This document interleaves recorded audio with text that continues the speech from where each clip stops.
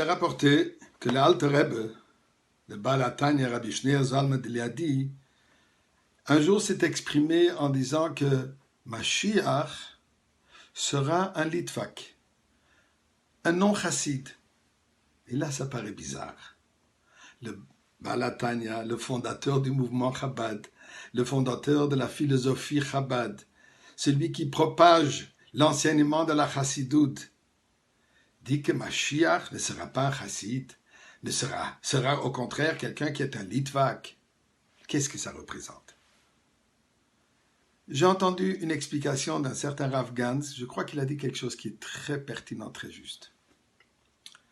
Pour le chassid, comme on sait l'histoire avec le Tzemach Tzedek, quand il avait prévu une certaine date pour la venue de Mashiach, et il s'est avéré que ce n'était pas le cas, le Rebbe Maharash lui a posé la question, il dit, nous, tate, alors, père, tu nous as dit que Mashiach arrive à telle date, et le Tzemach Tzedek de lui dire, écoute, mais tu sais pas qu'il y a le côté Torah qui a été imprimé. Le côté Torah, c'est une révélation de différents mamarim, discours chassidiques de la part d'Alter Rebbe. Il dit, dans ces aguilles, Mashiach, ça c'est une révélation de Mashiach. Donc, pour le chassid, une révélation quelconque de Torah, une révélation d'un nouveau concept fondamental de la Kabbalah, de la chassidoute, c'est Mashiach. Dit l'Alter Rebbe, c'est bon pour le Tzemach Tzedek. Mais quand on parle de la venue de Mashiach, la Goula finale, on ne veut pas se contenter juste d'un concept spirituel. On veut comme un litvak. Un litvak est connu, c'est celui qui compte concrètement, celui qui mène sa vie d'après le Shulchan Aruch strict, sans rentrer dans la philosophie de la chose, sans rentrer dans le fin fond de concept, mais plutôt d'une manière concrète et réelle. Dit l'Alter Rebbe, Mashiach sera quelqu'un de concret, de réel, de gashmi, de physique. Et c'est dans ce sens-là qu'on attend la venue de Mashiach. Pourquoi je raconte cette histoire? Puisque nous sommes à la veille du Shvi Shel Pesach, le 7e jour de Pesach, et qui suit dans la Gola, en Eretz Israël, et non pas le 8e jour, mais dans la Gola, dans l'exil, nous avons le 8e jour de Pesach aussi. Nous savons que les Chachamim, à un certain moment, pendant que les Grecs ils ont défendu l'étude de la Torah ou la lecture de la Torah, les Chachamim ils ont institué de lire tous les Shabbats un chapitre ou plusieurs chapitres ensemble des Nevi'im, des Ketuvim, du Tanakh, des prophéties. Et là, on retrouve que pour chaque Shabbat et pour chaque fête, il y a un certain lecture pris des prophéties qui sont reliées ou au sujet de la paracha ou alors au sujet de la fête. Alors quand on regarde l'Haftara de Shvi Shel Pesach, là on nous lit le cantique de David Amelech qui chante quand il a été sauvé du roi David. Et il conclut avec Magdil Yeshuot Malkov Ose Chesed Limishicho, le David le Zaro Adolam, et remercie Dieu pour l'avoir sauvé et pour faire une miséricorde avec Mashiach à toutes les générations, tout le futur. Donc, Shvi Shel Pesach, que quand on fête la sortie d'Égypte, ou encore plus précis, l'ouverture de la mer morte, Kriyat Yamsouf, et c'est ça la lecture aussi de la Torah qu'on lit Kriyat Yamsouf avec Az Yashir. Donc l'Haftara reflète ce concept de la sortie finale avec le chant. Ensuite, nous avons le 8e jour, ce qu'on appelle Acharon Shel Pesach. Acharon Shel Pesach, comme nous savons que le 8e jour de la fête a été ajouté par les Chachamim, dû au fait qu'à l'extérieur d'Eretz Israël, on ne pouvait pas toujours savoir quand ça a été le nouveau mois annoncé, proclamé avec Kiddush HaChodesh. Donc, il fallait Sfeka de Yoma ajouter un 8e jour. Donc, les Chachamim, ils ont ajouté pour la Gola, pour à l'extérieur d'Eretz Israël, un 8e jour. Et avec toutes les pratiques de la fête, avec toutes les chumrot, avec toute son intensité, comme que c'est une fête midoraita. Mais là, quand on regarde l'Haftara de ce jour, nous voyons quelque chose d'extraordinaire. L'Haftara entière que les Chachamim ils ont choisi pour cette journée, c'est une Haftara qui nous décrit la venue de Mashiach. Le temps de la rédemption finale. Et la raison, je crois que c'est assez clair, puisque le 8e, nous savons que le chiffre 8 représente le temps infini. Comme il est dit dans plusieurs endroits, incluant dans le Zohar, que le 8e représente au-delà des 7 jours de la création, 7 jours de création qui c'est une création limitée, définie, le 8e au-delà de la limite, donc l'illimité. Le 8e jour de Pessah, déjà Pessah, c'est Zman Cherutenu, le temps de notre libération. Vient le 8e qui parle pas de l'ancienne libération du temps de Mitzrayim, mais plutôt nous parle de la libération finale, de l'exode final du Galout présent avec et à travers la venue de Mashiach. Et quand on regarde dans l'Haftara, il nous dit la personne. Et ensuite, il nous parle non seulement la personne, mais il nous dit aussi le temps, comment il sera, les fameuses images d'ailleurs que nous savons qui se trouvent sur le fameux mur des Nations Unies, probablement la seule chose qui est vraie dans les Nations Unies, et sur le mur, c'est ce qu'il appelle the Isaiah Wall, le mur du prophète Yeshayahu, où là il parle de la transformation des armes en outils,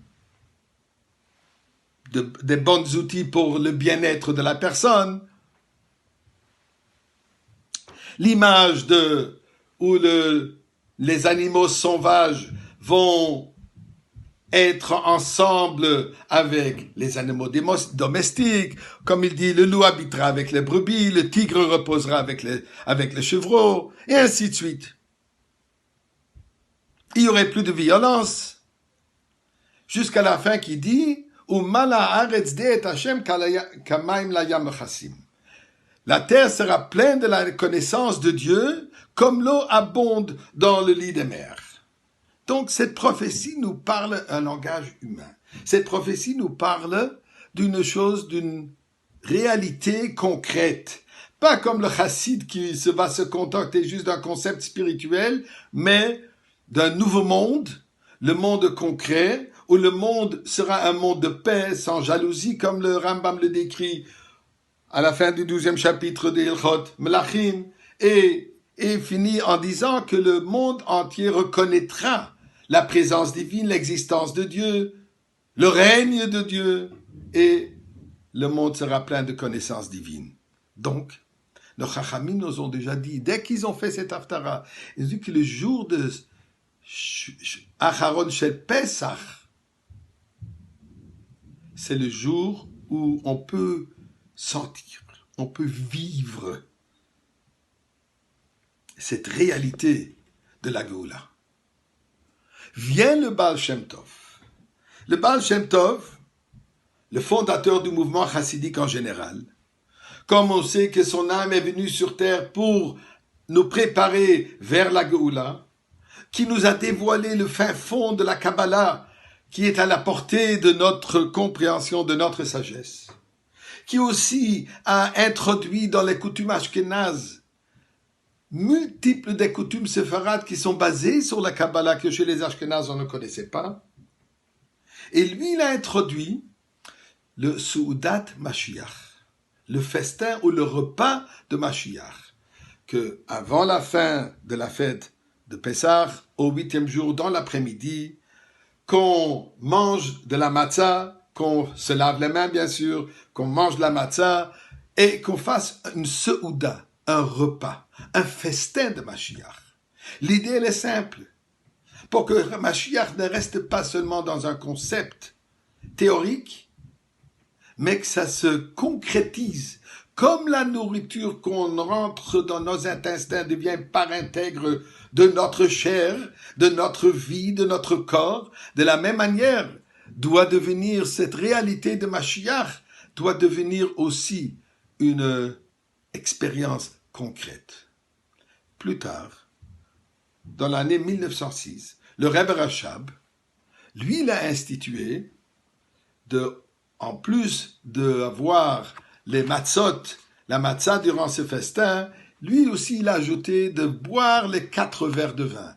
tel qu'au Seder le soir, le premier et le deuxième soir de Pessah, où on boit les 4 verres qui représentent les 4 expressions de la Géoula, Votzeti, Vitalti, Velakachti, Vegaalti, il dit de cette même manière à Soudat Mashiach qu'on boit ces 4 verres. Les 4 verres de vin, qui correspondent bien sûr à la Géoula, mais qui aussi nous représentent la Géoula à travers la joie, à travers la simcha que le vin représente. Et depuis, coutume répandue à travers le monde, pas seulement chez Chabad, qu'on fête cette Soudat Mashiach. Mais là, on peut se poser une question. Aujourd'hui, dans le moment où nous vivons, quand nous vivons cette tragédie globale, tant de pertes de vie, tant de souffrances, nos plus fins et nos plus chers qui ont été pris de chez nous, dans toutes les communautés, des Chachamim, des Tzadikim, des Rabbanim, le secrétaire du Rabbi. La joie, comment est-ce que je peux être joyeux? Alors mes chers, déjà nos Chachamim nous ont répondu cela dans cette même Haftara d'Achron Shel Pesach. Il y a un passouk qui nous dit Odecha Hashem v'amarta bayom hahu.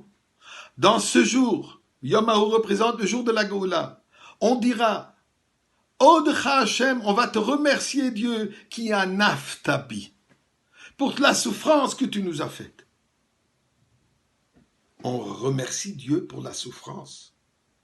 2 millénaires de souffrance, des souffrances la plus atroces, ce que nous vivons aujourd'hui, un holocauste, les croisades en Espagne, 2 millénaires de souffrance, Ribbon Shel Olam. On va te remercier. C'est quoi le sens? Pourtant, ce qu'on dit, Otra Hashem qui a naftabi, on va te remercier pour toute cette souffrance que tu nous as donnée. Alors, il y a un petit parabole. Moïse marche son chemin, fatigué, épuisé d'une journée dure de travail. Tout à coup, le baron de l'endroit qui passe dans sa belle charrette, dans sa limousine, et tout à coup il arrête sa charrette, il arrête sa limousine, saute et accuse Moshe d'avoir volé de lui le sac de pièces d'or et de pièces de pierres précieuses qui est tombé en chemin de son wagon. C'est Moshe qui l'a pris et il est en train de l'accuser. Rends-moi mon sac. Moshe, le pauvre qui est en train de le regarder. Mon cher baron, avec tous mes respects, mais il y a une erreur. Moi, j'ai rien trouvé, j'ai rien pris.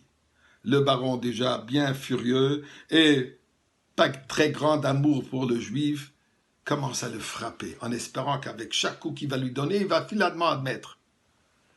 Il lui donne des coups, il le frappe jusque tout à coup, il y a quelqu'un qui vient en criant « Monsieur le baron, monsieur le baron, monsieur le baron, un instant, arrêtez-vous. Est-ce que vous avez perdu ce sac? Je l'ai trouvé en chemin, ça doit vous appartenir. » Même le baron a réalisé et admis qu'il a fait une erreur. Il prend Moshkele, il le traîne dans sa limousine, l'amène chez lui. En arrivant chez lui, il demande qu'on le nettoie de ses plaies, qu'on lui donne de la pommade, qu'on le met des bandages, qu'on fasse tout ce qu'on peut faire pour le remettre comme il se doit.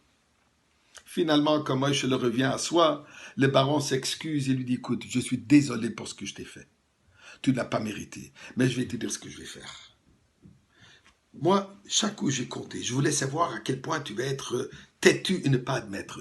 J'ai compté 49 coups. Et là, pour chaque coup que je t'ai donné, je vais te donner une pièce d'or. Comme une excuse. Bon, moi, je prends les 49 pièces, rentre chez lui. En arrivant chez lui, il raconte à son épouse tout ce qui est arrivé, comme elle a été frappée, accusée de vol. Et finalement, quand il vient au moment de raconter que le baron lui a donné 49 pièces d'or, il éclate en sanglots. Sa femme qui le regarde, il dit « Moi, je ne te comprends pas. Quand tu as raconté les coups qu'on t'a donnés, comme tu étais plein de sang et tu avais mal, et tu as mal partout, tu n'as pas pleuré. Maintenant que tu me racontes le fait que tu as reçu des pièces en or, tu pleures. » Alors moi, je dis « Oui, t'as pas compris. Quel dommage qu'il m'a pas donné encore quelques coups. Encore quelques coups, j'aurais bien apprécié aujourd'hui. » Odecha Hashem ki anaftabi, nous dit le prophète. Pendant que le prophète, il nous dit, voilà la venue de la Géoula. Il nous dit tout de suite, mes chers enfants, je vous préviens, il y aura des coups. On va subir des coups, et des coups durs. Mais sachez que ce sont des coups qui vont être guéris, et de la souffrance va être enlevée par la venue de Mashiach. Alors on prie à Kadosh Baruch Hu. Ribono shel olam, on a assez des coups. On a assez des pièces.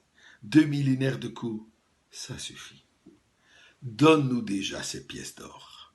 49 coups, effectivement. On veut le 5e, le 50e. Le 50e qui représente comme le 8e qui est au-delà de 7 x 7 et 49.